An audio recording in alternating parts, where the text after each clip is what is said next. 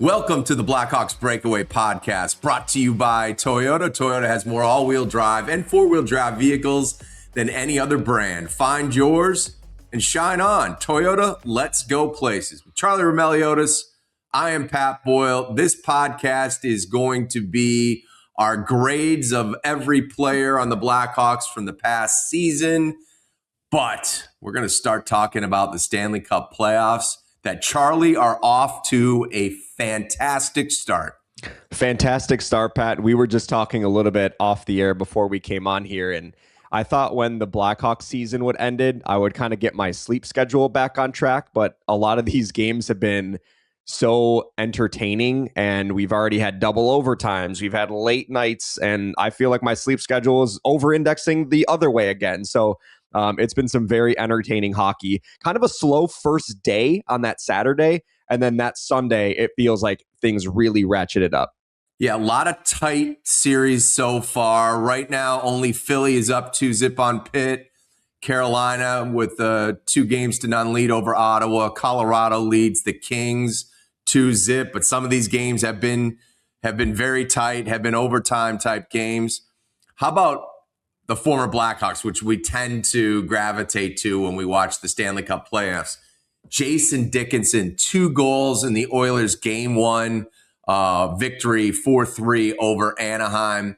That first goal that Dickinson had, I had to check a couple of times the number on the back of that jersey because I did not think that was Dickinson.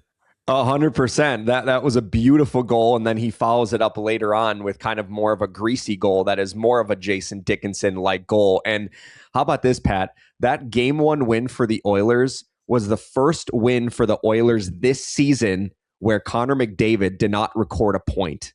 Like how they went all year long where they had 0 wins when McDavid wasn't on the score sheet. So that was a well-rounded victory for the Edmonton Oilers. And I saw, we're recording this on Wednesday early afternoon, that Jason Dickinson is not on the ice for today's morning skate. So he's a game time decision. I still think he's powering through that.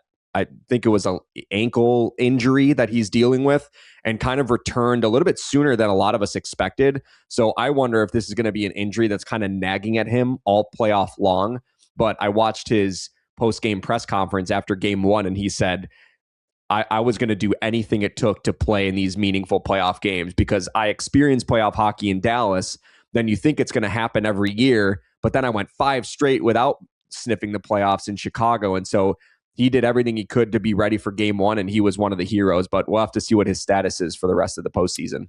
You wonder how Brandon Hagel's trajectory would have gone had he stayed in Chicago instead of getting dealt in 2022 for those 2 first-round picks. Among others. But he is doing everything for Tampa. 3 goals in the first 2 games, fights.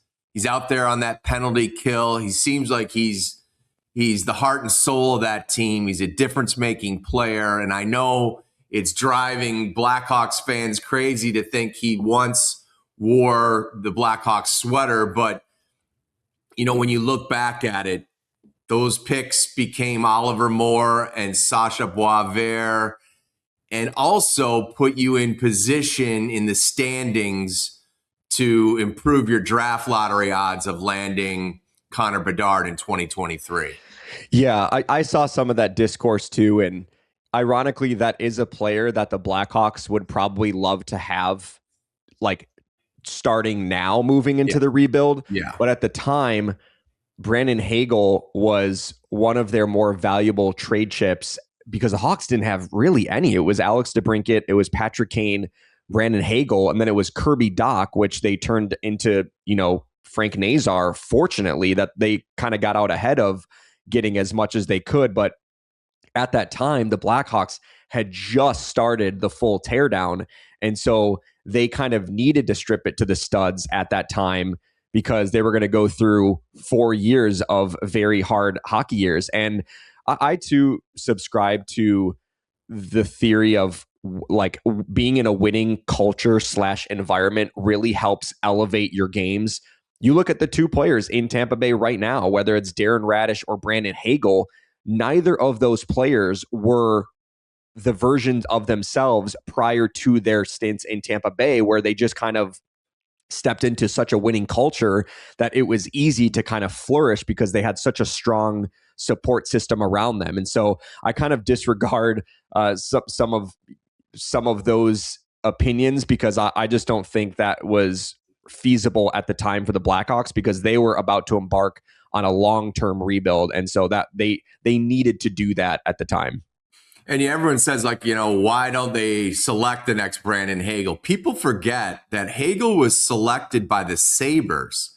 He's picked like 159 in the 2016 draft, never signed with the Sabres. He ends up going to Red Deer and kind of reinvented himself in the Western Hockey League. And he ends up signing with the Blackhawks in 2020. And here we are 6 years later. He's a cornerstone for a cup contender. He's a member of the Four Nations on Team Canada. He is, he's just a fantastic player. And then on the other side, when you look at Montreal, which is probably, if we're talking rebuilds to rebuilds or young players and when they're popping, there are some comps that can be seen. The Montreal Canadiens are the youngest team in the Stanley Cup playoffs at age like 26-ish.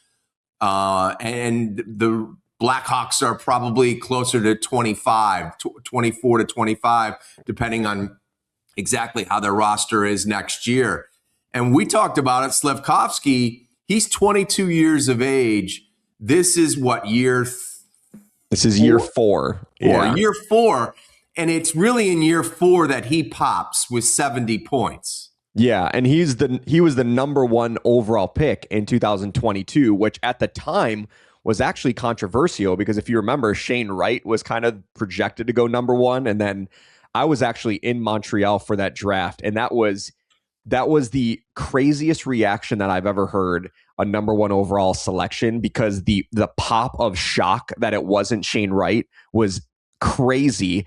Turns out it ended up being the right pick because Slafkovsky has been dynamite in these playoffs. Obviously, he had the hat trick in game one to lead the Montreal Canadiens to a victory. But you mentioned he's 22 years old. He was drafted number one overall in 2022. And in year four is where he finally has started to look like the player that they thought they were getting. So for context, Frank Nazar was drafted in that same class at 13 overall. He just finished his first full season in the NHL this past season. So sometimes we have to put that into perspective on how long it actually takes for players to hit not just their peak, but just kind of close to their peak. And it feels like Slafkovsky is doing that right now for Montreal. Porter Martone is a guy I liked when he was in the draft class a couple years ago. And I followed him at Michigan State. I think it was very fortuitous that Spartans' season ended when it did, and they didn't get to the Frozen Four because it allowed Martone to get a few extra games with the Flyers where he played very well and gained some confidence. And now you see he has picked up right where he left off from the regular season and the handful of games he played in, and he's carried that into the Stanley Cup playoffs. No question. And it's funny, too, because I remember watching some of the World Junior games this past year, and I didn't feel like Martone had a great tournament for Team Canada. And so there were question marks about what his ceiling could be. But I wonder if he's a player that benefits more from being in the pros, specifically the NHL, because there's more structure versus if you're playing in juniors or you're playing wherever and it's kind of run and gun, it's leaky defensive stuff. He plays a simple game where he knows what his role is. And for him to step into the lineup right away, I think he's been like one of the youngest players in NHL history to have back-to-back game-winning like goals in the playoffs. So, I mean, he's been fantastic for the Philadelphia Flyers. And I have to say this because I've taken lots of shots at him over the years, all with love and respect. The commissioner, Gary Bettman, I'm coming around on his playoffs format. I'll be honest. You know what? There's something to getting your playoffs off to the start like this, and they are better matchups. You can't deny that. And you're probably seeing tighter matchups and series that are closer, more exciting, going to overtime, being decided by one goal. And I think it creates momentum for your fans out there and those that only tune in during the playoffs.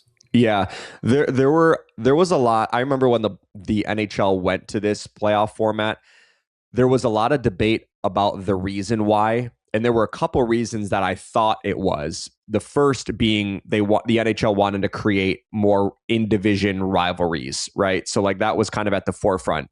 The second reason I had heard is because there were sometimes some series in the first round where you'd have, just hypothetically saying, if you had Chicago playing LA in the first round and they're going West Coast to Central, and it was a lot of travel right out of the gate, and it was physically taxing on some of the players as they got deeper into the playoffs. And so it was sometimes unfair for the higher seeds that had to travel coast to coast for some of these games.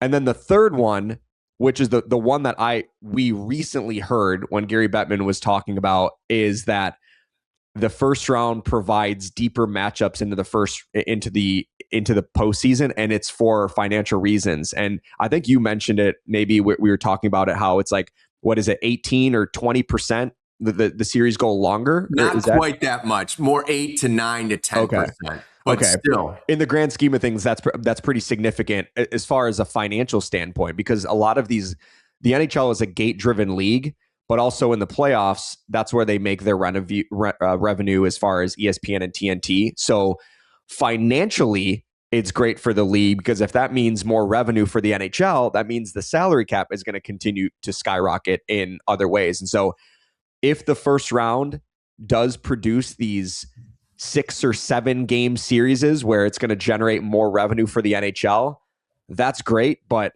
I'm sure one of Colorado, Dallas, or Minnesota are going to be very frustrated that they were probably the 3 of the best teams in the entire NHL this season, and one of them's going home, and the second one's going home through 2 rounds. And like, those are business decisions that those organizations are going to be making at the end of the year, where if you're Minnesota, let's just say Minnesota loses this first round series against Dallas, it's so hard to evaluate, well, it's another year first round exit for Minnesota.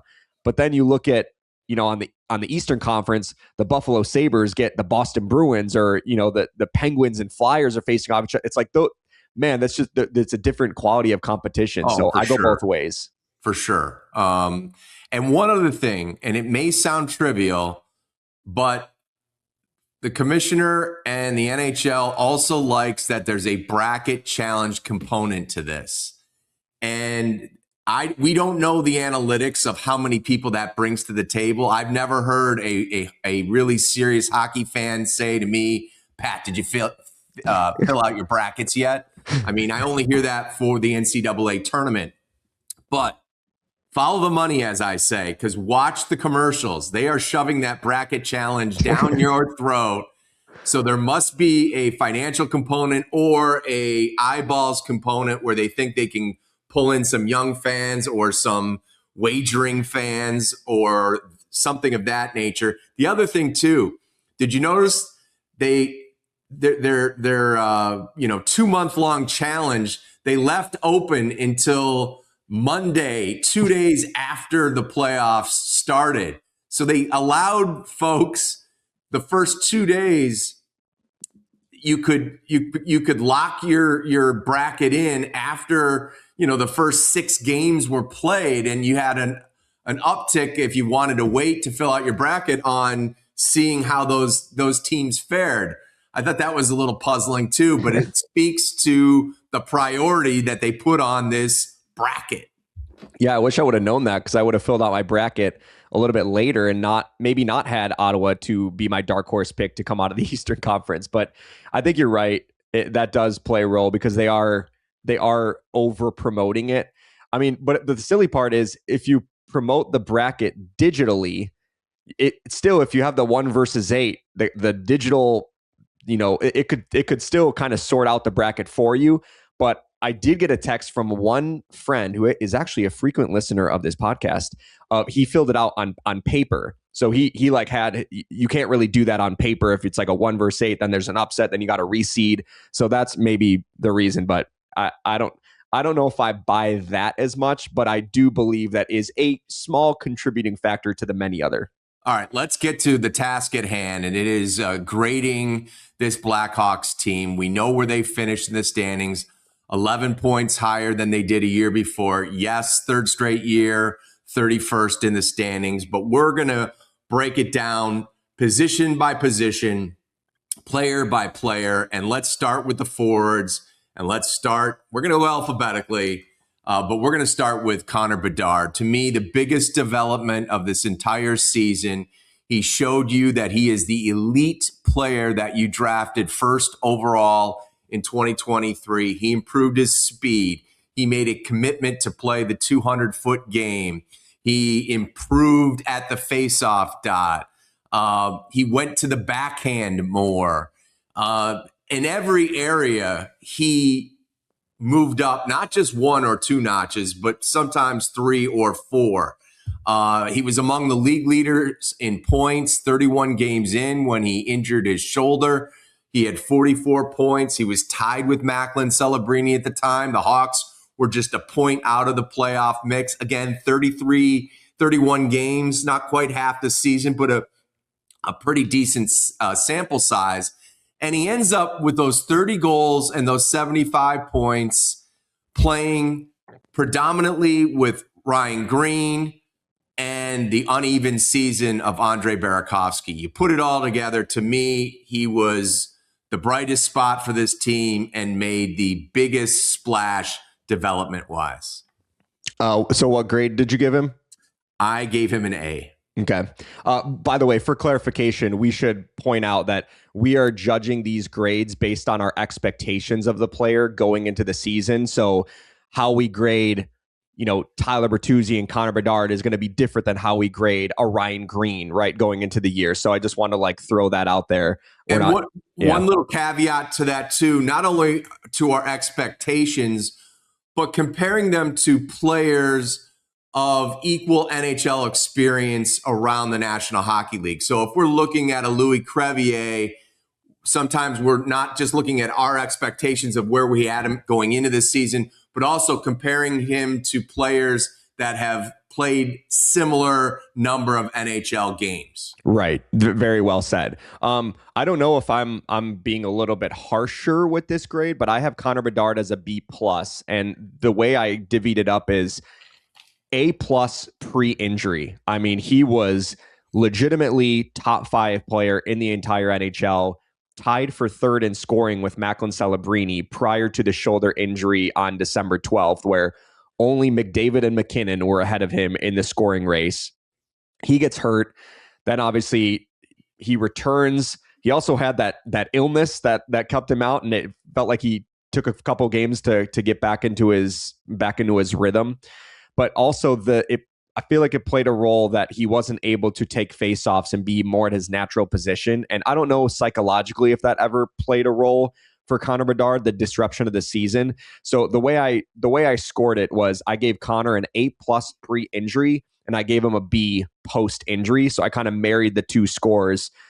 B+, you can even say A- range depending on how you look at it. But honestly, if there was a case for him to be in the A range, it's what you mentioned.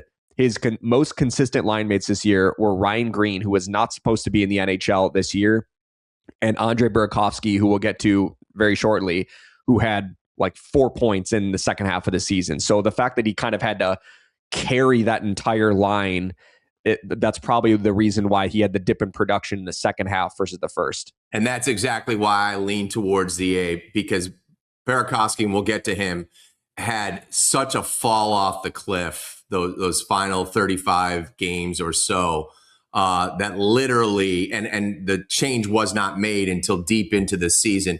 Even we saw the pop when Frondell came over and played wing with Bedard, but he only played wing for a couple of games and he was moved to center and it was the divide and conquer thought process there. So I gave Bedard an A. You give him a B+.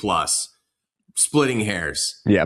Tyler Bertuzzi. I did not see this one coming after his first year with the Blackhawks. He ends up with a career high 32 goals, 58 points.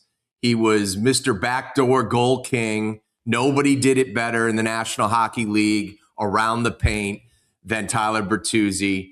I don't think you can count on, 30 goals maybe next year.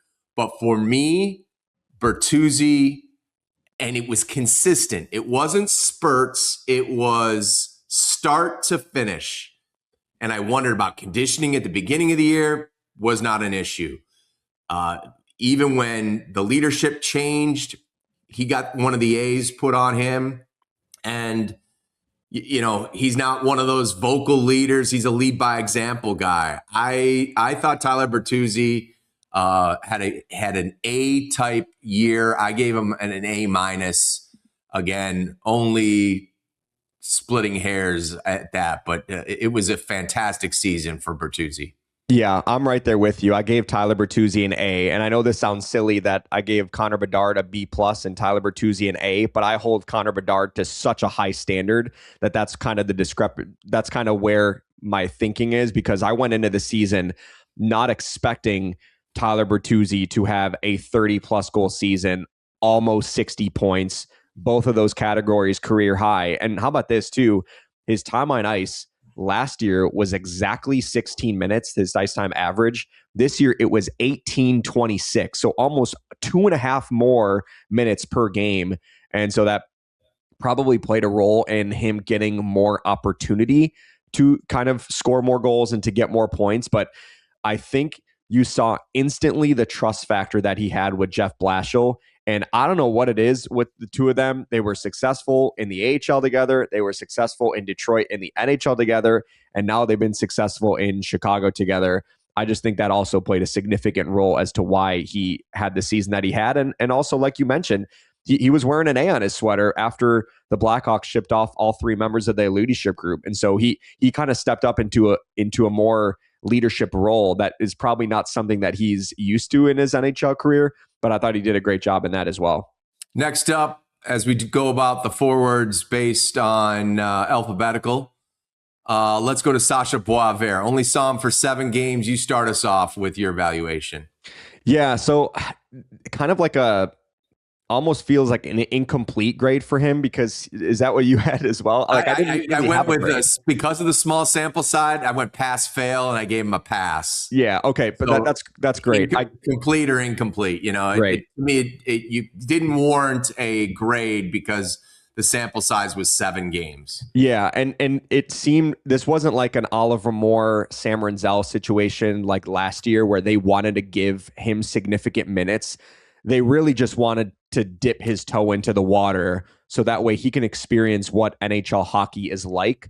So that way he can go into next season feeling more relaxed, even though he's likely to start the year in Rockford. He can at least go into next training camp and the overall season next year knowing what to expect and how fast the NHL is. So I'm right there with you. I gave him kind of incomplete. We'll say pass. Yeah, and I'll say I was impressed because his season kind of ended a little murky at BU, and there were some questions about him coming in. And I thought he handled himself and comported himself very well in that room. Had a goal and an assist in basically that 4th line role. So I didn't think the sample size warranted a grade. I gave him a pass-fail. I gave it a pass. And like you said, we're going to see him in Rockford in all likelihood to start next season. Next on the list, we touched on him a little bit when we were talking about Bedard, but Andre Burakovsky. Great first half of the season.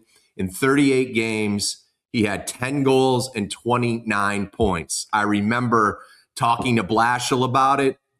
I remember suggesting even why wasn't he being considered for the Olympics for Team Sweden, because the vision was there. He was putting up great numbers. Bedard was among the league leaders in points. He deserves some credit for that. And then everything changed over the final 37 games, almost half the season, 1 goal and 3 assists. And that was with Bedard and usually Ryan Greene. And Bedard still averaging around a point per game or a little north of a point per game. And he only had 4 points over 37 games. That's almost unfathomable. I can't remember a Jekyll and Hyde season quite like that in recent memory from a Blackhawks perspective. I don't know what is going to happen with the last year of his deal. I gave Burakovsky a D. Yeah, I gave him a D as well. And it's crazy too, because 4 points in 37 games when you're playing on a line with Connor Bedard, you almost like should just luck into 10 points, right? Just like by picking up a secondary assist, or I know he didn't get the same when he's putting up points. Right, exactly. So it was like the way I divided up the pie was pre-Bedard injury, I gave Burakovsky an A. I mean, he was fantastic. Like you mentioned, we said on this podcast, we're like, why isn't he getting consideration for the Olympic team for Sweden? Like he was playing that well. And then I don't know if it feels like the Bedard injury obviously impacted the entire team, but it also probably impacted Burakovsky's game as far as he finally had someone that was driving the line and he can play off of. And even though he was putting up points in like those couple weeks that Bedard was not there, he probably put a lot of pressure on himself to elevate his playmaking ability to try to offset the injury to Connor Bedard. And so then when he got back, it was like they were trying to regain that chemistry, and it just for whatever reason was not there. And so, the post Bedard injury, unfortunately, I gave Burakovsky an F. And so you marry the A and the F.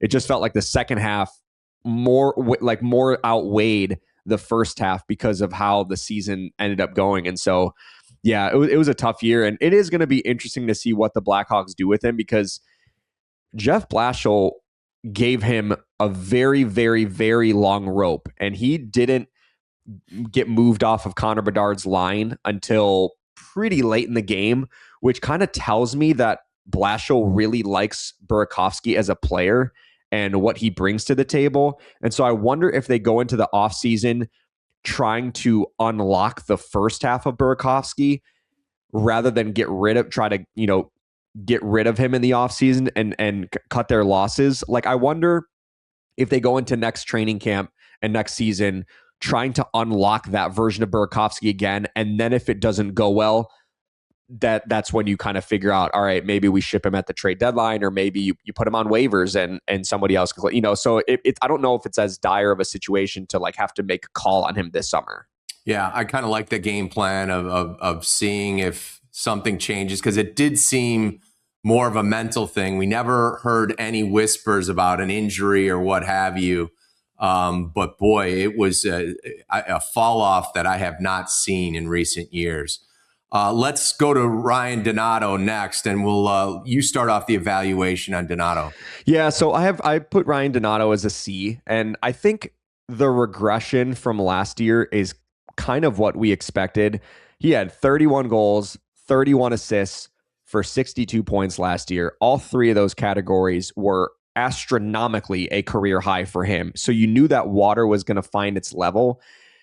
And he was also playing a majority of last season on a line with Connor Bedard. So he was getting significantly more ice time. And if you remember last year too, he was a healthy scratch for like 2 games in the opening like week or so of the season. So he really just turned it around so significantly.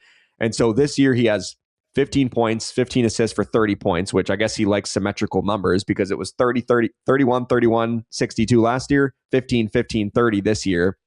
But when you look at the points, 8 of those 30 points came in the month of October. So he started off really hot.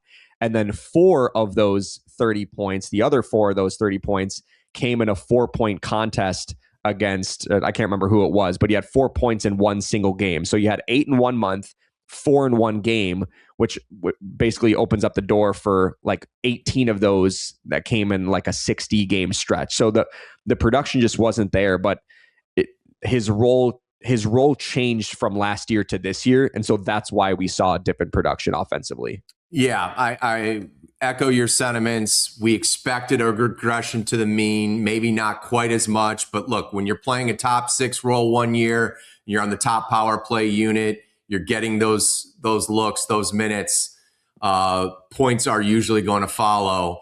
You go to a bottom 6 role, you're on power play 2 that doesn't get much run.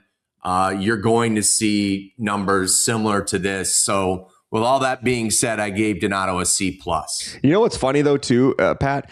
If Donato didn't have the year that he had last year, the 15 goals would have been one behind his career high of 16. And I think his 30 points would have flirting with his career high too. So it's funny that our expectations kind of faltered or kind of changed based on what he did last season. So statistically speaking, Donato is kind of right on par of what he has been as a player this year versus last year. All right, next up, Anton Frondell, only a dozen games with the Hawks after his Swedish season was over, but what a dozen it was. He looked like he absolutely belonged in the National Hockey League, even though he was saying the game was too fast and he thought he was making a ton of mistakes out there. The 18-year-old put up 3 goals, 9 points in those 12 games, all coming 5-on-5. He mostly played center with the Blackhawks, only a couple at wing. He hadn't played center all year long in Sweden. So give him credit for adjusting to the NHL and a position that he hadn't been playing and taking faceoffs again. All in all, it was a fantastic debut. I gave him an A-. A- for me as well. And I actually didn't know that all 9 of his points came at even strength and that he didn't pick up a power play point, which is actually crazy because in that 12 game stretch, his 9 points were tied for the team lead. And so it's like he was literally one of the best players for the Blackhawks down the stretch. And how many times did he draw iron? At least. Oh my gosh. It was like there was that one power play in San Jose that I think he had like 5 shots in like one power play and a couple of them hit the post. So he was fantastic. And again, you mentioned going from wing to center as well when he didn't play there all season long in the Swedish Hockey League. It looked so seamless, and it just like I can't stop thinking about his comments in exit interviews saying it was a wake-up call for me how fast the game went. And I was like, man, that should get your juices flowing about what he could become once he does feel like the game has caught up to him speed-wise. All right, next up, Ryan Greene. Why don't you begin the evaluation on Ryan? I got Ryan Greene B+ because I'm judging based off of he literally was not supposed to be on the opening night roster. He was supposed to probably realistically spend at least half the season in Rockford and then maybe get like a midseason call-up for the second half of the year. But the injury to Landon Slaggert allowed Greene to be on the opening night roster, and he wasn't playing, but he was like slotted into a 4th-line role, and he didn't really play much in the first couple weeks, but he ends up finishing with 29 points, 12 goals, 17 assists in 81 games. He finished the season on a 3-game goal streak, which I think was positive. But I think there were instances this year where Greene just like didn't have much left in the gas tank. Going into the Olympic break, I think he was the healthy scratch in the game before because he just his gas tank was on E. And then I think he was one of the players also towards the end of the year that was running a little bit low on the gas tank, and rightfully so, because he wasn't just playing a bottom 6 role. He was playing on the top line with Connor Bedard and got a lot of penalty kill minutes after they traded Jason Dickinson. So he played way more minutes in the NHL this year than I thought he would. And so I gave him a B+.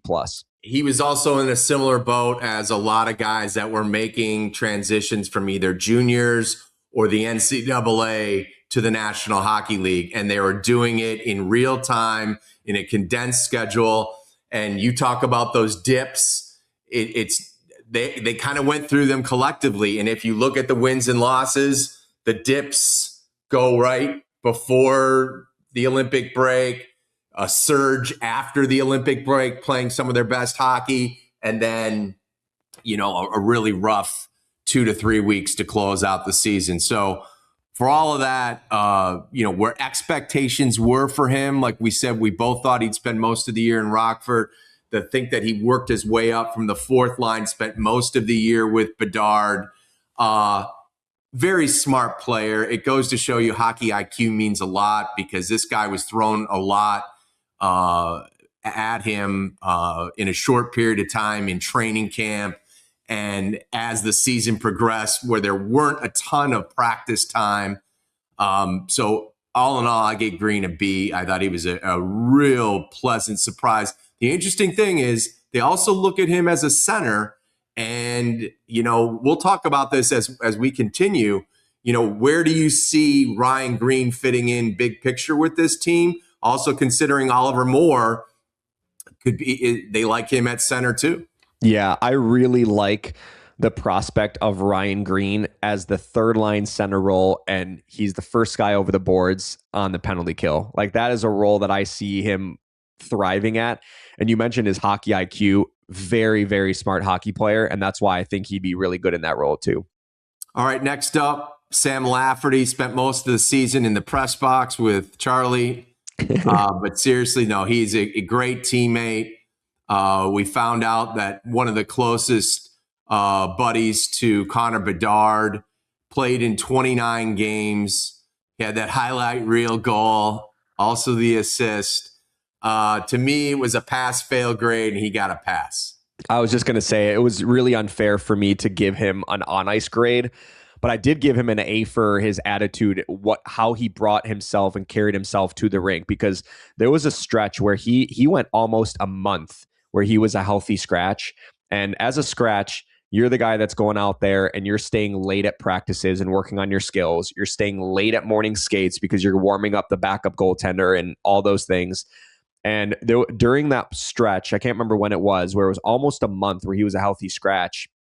I went up to him and I was like, how's, like, what's your mindset? Like, how are you holding up mentally? Because it was like fairly early in the season where he was really excited to come back to Chicago. Like, I formed a great relationship with him when he was here in Chicago during his first stint.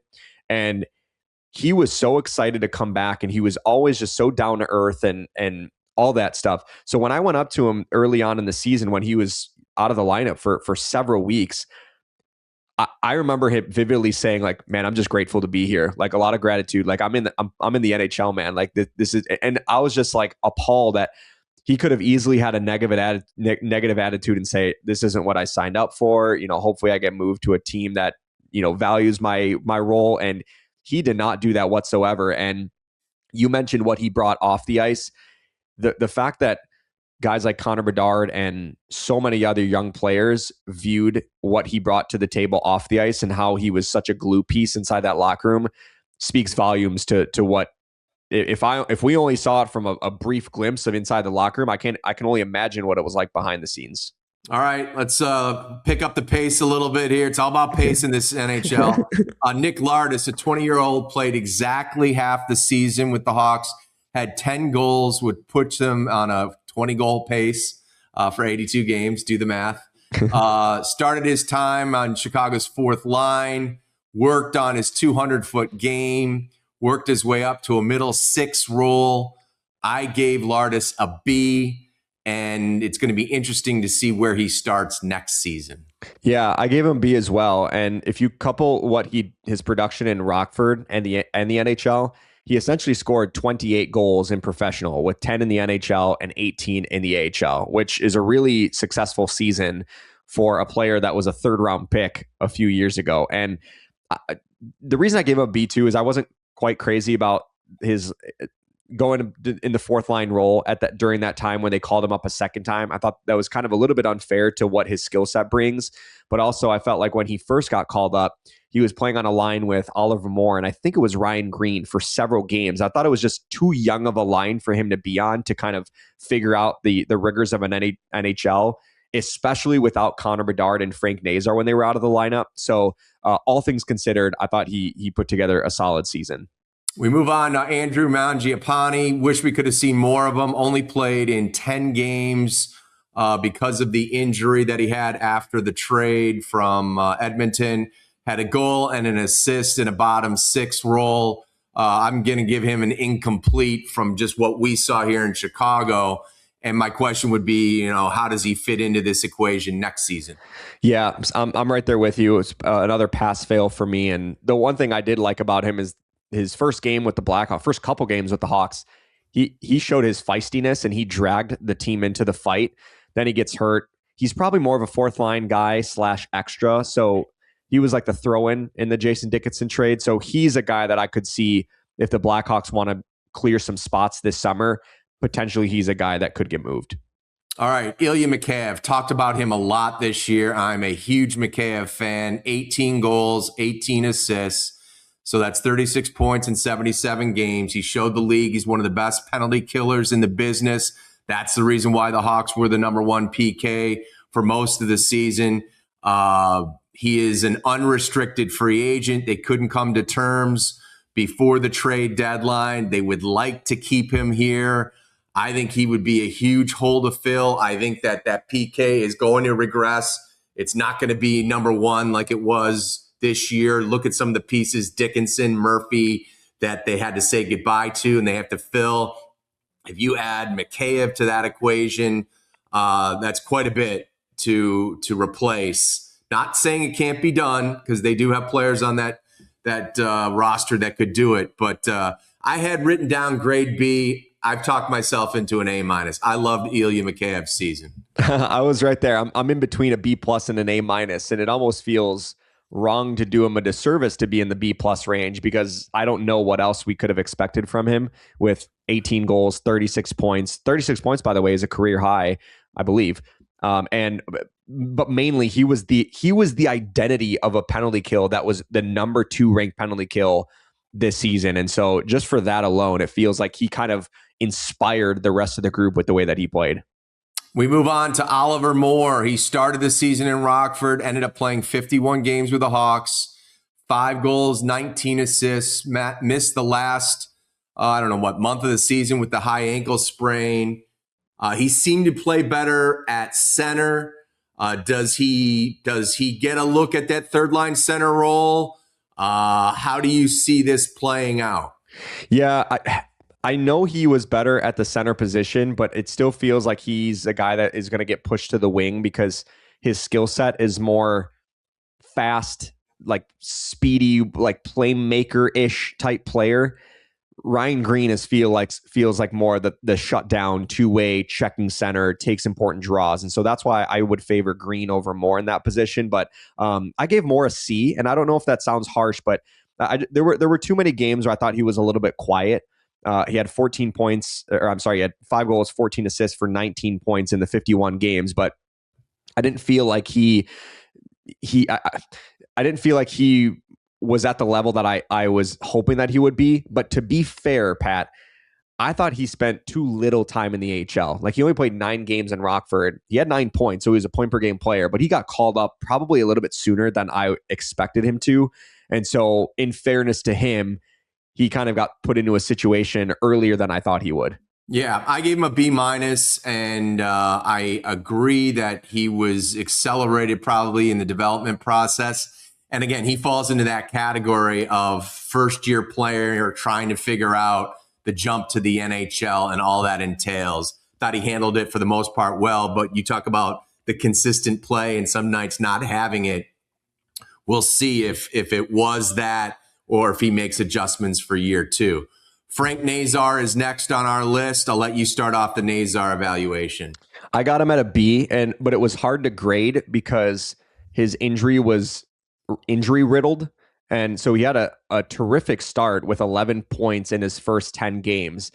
Then he went a couple games without scoring, but then he suffered that hip pointer injury on November 7th in Calgary, and he missed 8 days. And the game that he returned, the day prior, we were at practice and he left in some discomfort, and we're like, oh, that's probably a little bit of a setback.